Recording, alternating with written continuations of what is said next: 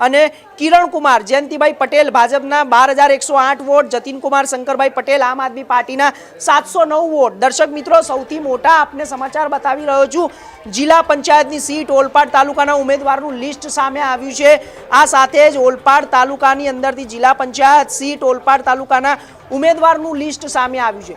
मतों बात थी रही है, मतों गणतरी बात थी रही है। दर्शक मित्रों, हूँ अहींया कोईने विजयी नहीं बनावी रह्यो अने अत्यारे मारी साथे जे लिस्ट आव्युं छे ते आपने बात करी रह्यो छुं के किरण कुमार जयंतिभाई पटेलनो विजय थयो छे।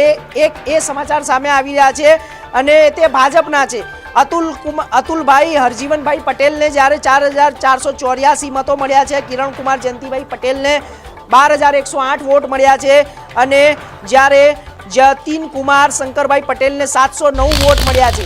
तो आ साथे ज आपने जणावी दईए के अतुलभाई हरजीवनभाई पटेल छे ते कांग्रेसथी छे, तेमने 4,484 वोट मळ्या छे। किरण कुमार जयंतिभाई पटेल छे ते भाजपथी छे, 12,108 वोट मळ्या छे अने आ साथे जतीन कुमार शंकरभाई पटेल छे आम आदमी पार्टीथी छे, 709 वोट मळ्या छे। तो आ साथे ज आपने जणावी दईए के किरण कुमार जयंतिभाई पटेलनो अहींया विजय देखाई रह्यो छे अने मतो पण वधारे देखाई रह्या छे। 12,108 मतो मळी रह्या छे तेमने।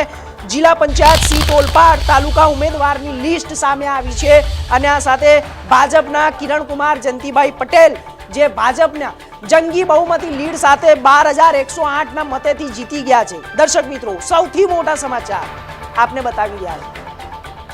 इंडिया न्यूज गुजरातना माध्यमथी सौथी पहेला आपने ज्यारे परिणामनी जे पण तमाम माहितीओ छे ते आपने आपी रह्या छे। કિરણભાઈ, કઈ બેઠક પર ચૂંટણી લડ્યા હતા અને કેટલી લીડથી જીત્યા છે? હું 24 ઓલપાડ જિલ્લા પંચાયત સીટ પરથી ભારતીય જનતા પાર્ટીના ઉમેદવાર તરીકે ચૂંટણી લડ્યો હતો અને મારા મત વિસ્તારના તમામ મતદારોના સહયોગથી હું 7,624 જેટલી જંગી લીડથી હું ભવ્ય વિજય પ્રાપ્ત કર્યો છે।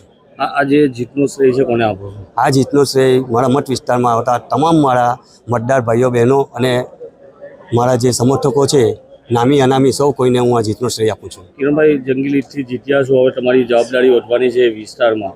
હવે તમારી પાસે વિકાસના કામોને લઈને એમ તો વિકાસની હરણફાળ ચાલે છે, પણ તમારી પાસે અપેક્ષા ખૂબ રહેશે। કેવા ઉનાઓ આપો આ વિસ્તારના લોકો માટે શું કહેશો?